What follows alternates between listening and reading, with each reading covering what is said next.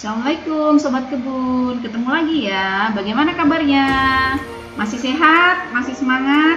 Ya, kali ini saya berinisiatif untuk membuat video mengenai pemecahan tanaman yang saya punya di kebun kami ya. Kebetulan ini menurut kami dia sudah terlalu besar untuk pot yang kami punyai. Indikasi tanaman kita siap untuk dipecah ya Sobat Kebun. Dia sudah memiliki batang dan tunas yang cukup banyak ya Sobat Kebun. Terus yang kedua itu biasanya tidak ada salahnya ya sekalian kita mengganti media tanahnya, kita sekalian memecah ya, karena kebetulan nih di tanaman anthurium saya ini dia sudah padat media tanahnya atau kondisi tanahnya. Jadi sekalian aja saya berinisiatif dengan mengganti media tanah, sekalian dua saya untuk berinisiatif memecahnya. Tujuan pemecahan adalah untuk memperbanyak dari tanaman kita ya Sobat Kebun.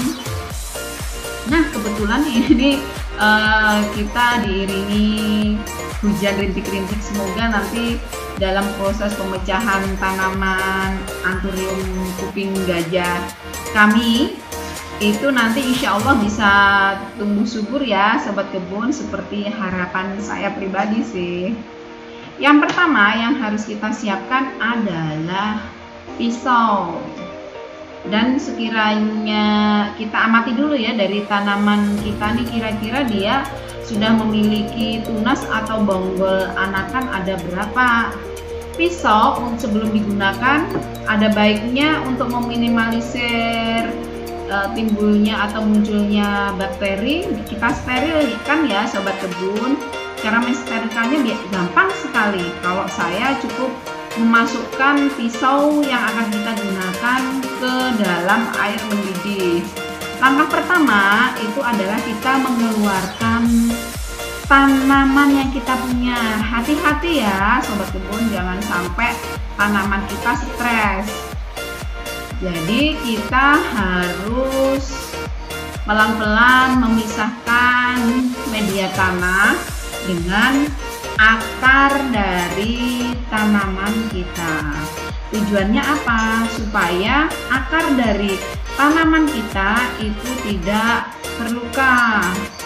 Karena kan ketika akarnya terluka ataupun tidak sengaja terpotong, secara tidak langsung itu akan mempengaruhi tingkat kesetresan tanaman kita. Jangan salah ya Sobat Kebun, sebagai makhluk hidup, tanaman kita juga bisa stres loh. Indikasi stresnya bagaimana? Tentu dengan layu seperti itu, atau proses pertumbuhannya tidak maksimal. Langkah pertama seperti yang saya sampaikan tadi, kita harus mengamati ada berapa bonggol tunas atau bonggol anakan dari tanaman yang kita punya. Setelah saya bongkar, ini kelihatannya dia bisa dijadikan dua ya, atau dua tunas bonggol anakan. Nah seperti ini. Harus hati-hati ya Sobat Kebun memisahkannya. Kita harus memisahkan sekiranya akar satu dari bonggol satu dan bonggol kedua dengan hati-hati. Tujuan kehati-hatian dia untuk meminimalisir kesetresan. Jadi supaya nantinya tanaman kita bisa subur. Pelan-pelan ya dipisahin ya Sobat Kebun. Oh ya, untuk anthurium itu proses perkembangbiakannya bisa melalui potongan dari batang akar ya Sobat Kebun. Jadi hati-hati sekali selama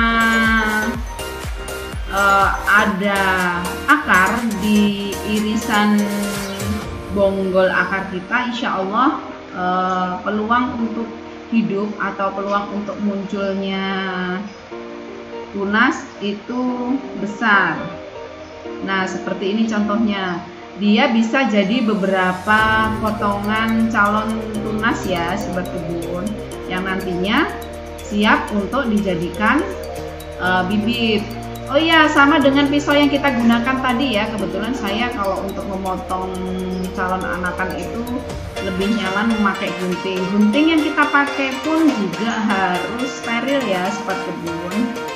Sebenarnya kita pun juga bisa menggunakan pisau sih, cuma kalau saya kebetulan nyaman menggunakan gunting. Jangan lupa diberi fungisida ya, sobat kebun. Andaikan sobat kebun tidak punya, bisa juga menggunakan betadine ya. Betadine yang biasa kita gunakan untuk obat kalau kita terluka, sobat kebun. Tapi lebih baik kita menggunakan fungisida sih. Pasta fungisida seperti video-video sebelumnya itu simple atau mudah sekali ya membuatnya. Cukup kita campurkan kurang lebih sesendok teh dengan beberapa sendok air. Jadi supaya penggunaan mengaplikasikannya lebih gampang. Ini adalah contoh tanaman yang kedua kami. Ini juga akan saya potong ya, sobat kebun. Jadi nanti kita hitung ya, jadi berapa dari satu tanaman kami di kebun yang sudah lumayan rimbun sih menurut saya. Jadi berapa bibit nih kira-kira. Kita harus hati-hati ya, sobat kebun, dalam memotongnya. Jangan sampai akar yang ada di dahannya ikut terpotong. Harus kita pilih-pilih ya, sobat kebun, sekiranya dia tidak melukai akar yang lainnya. Jangan lupa diberi fungisida. Setelah pemberian fungisida, jangan langsung ditanam ya, sobat kebun. Kita angin-anginkan dulu beberapa saat. Tujuan penganginannya adalah supaya fungisida yang kita aplikasikan itu meresap dan tidak berair ya, sobat kebun. Tujuannya ya seperti tadi, untuk meminimalisir tumbuh jamur ataupun terkena bakteri. Nah, seperti ini. Setelah itu kita angin-anginkan ya, sobat kebun. Oh iya, untuk proses penanamannya nanti akan kita bahas di next video ya, sobat kebun. Tetap ikuti video dari kebun kami. Nah, ini hasil dari pemecahan anthurium kami. Alhamdulillah sih ada beberapa calon tunas anthurium cristallanium. Semoga nanti bisa subur ya, sobat kebun. Demikian dulu video kali ini. Ketemu lagi di video selanjutnya. Wassalamualaikum warahmatullahi wabarakatuh.